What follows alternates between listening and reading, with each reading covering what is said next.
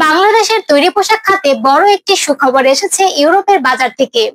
চলতি বছরের জানুয়ারি থেকে মে এই 5 মাসে ইউরোপীয় ইউনিয়নের বাজারে বাংলাদেশের পোশাক রপ্তানিতে বেড়েছে প্রায় 18%।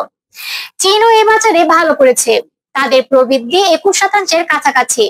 কিন্তু প্রশ্ন হচ্ছে, এই রপ্তানি প্রবৃদ্ধির পেছনে আসল কারণ কি, আর আগামী দিনে এই গতি ধরে রাখা সম্ভব হবে তো? ইউরোস্টেটের হালনাগাদ তথ্য অনুযায়ী 2025 অর্থ বছরের প্রথম 5 মাসে ইউরোপীয় ইউনিয়নের বিশ্বের বিভিন্ন দেশ থেকে 3,971 কোটি মার্কিন ডলারের তৈরি পোশাক রপ্তানি হয়েছে। এই সময়ে রপ্তানি প্রবৃদ্ধি প্রায় 12%। এর মধ্যে শীর্ষ দুই রপ্তানিকারক দেশ চীন ও বাংলাদেশ।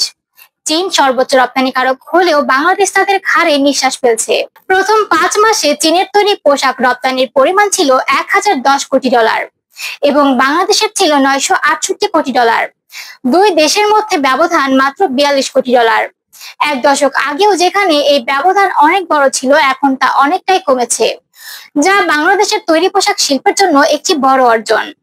2024-25 অর্থ বছরে বাংলাদেশের মোট তৈরি পোশাক রপ্তানির প্রায় অর্ধেক, মানে প্রায় 50% গিয়েছে ইউরোপীয় ইউনিয়নের বাজারে।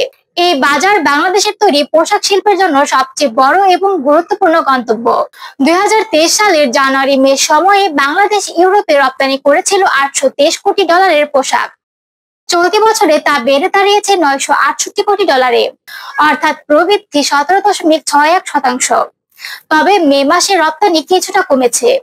মে মাসে বাংলাদেশ ইউরোপে 161 কোটি ডলারের তৈরি পোশাক রপ্তানি করেছে, যা গত বছরের মে মাসের তুলনায় 6.46% কম।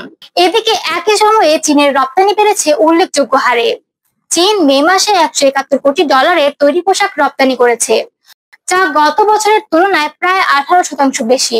বিশ্লেষকদের মতে চীনের এই রপ্তানি প্রবৃদ্ধির পেছনে গুরুত্বপূর্ণ একটি কারণ হলো যুক্তরাষ্ট্রে তৈরি হওয়া শুল্ক সংক্রান্ত অস্থিরতা।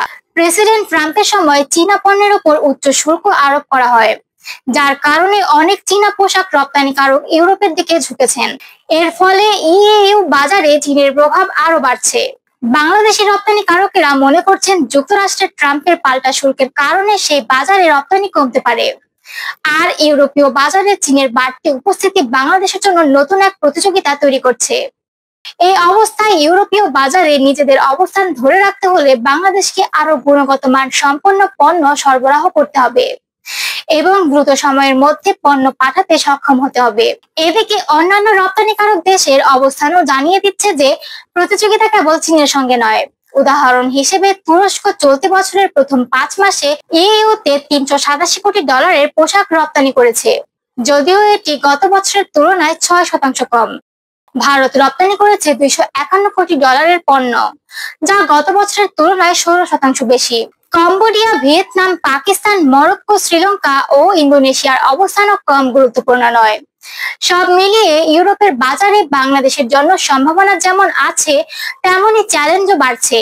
বিশেষ করে চীনের আগ্রাসী বাজার কৌশল এবং যুক্তরাষ্ট্রের ট্রেড পলিসি যদি বদল না হয়, তাহলে ইইউতেও বাংলাদেশের অবস্থান ধরে রাখা কঠিন হতে পারে। তাই সরকার ও উদ্যোক্তাদের যৌথভাবে দীর্ঘমেয়াদী পরিকল্পনায় যেতে হবে। ইইউতে পোশাক রপ্তানির পাশাপাশি নতুন বাজার খোঁজাও জরুরি। টেকসই উন্নয়ন, শ্রমিক অধিকার এবং প্রযুক্তি নির্ভর উৎপাদনে এগিয়ে গেলে বাংলাদেশ ভবিষ্যতেও গ্লোবাল বাজারে নিজের অবস্থান আরো শক্ত করতে পারবে। এখন সময় শুধু সংখ্যা বাড়ানো নয়, পণ্যমান, সময়ানুবর্তিতা ও দায়িত্বশীলতার ভিত্তিতে রপ্তানির নতুন অধ্যায় রচনা করার। আমাদের আজকের আলোচনা এ পর্যন্তই। ভিডিওটি ভালো লেগে থাকলে অবশ্যই লাইক, শেয়ার এবং সাবস্ক্রাইব করে আমাদের সাথেই থাকবেন। ধন্যবাদ।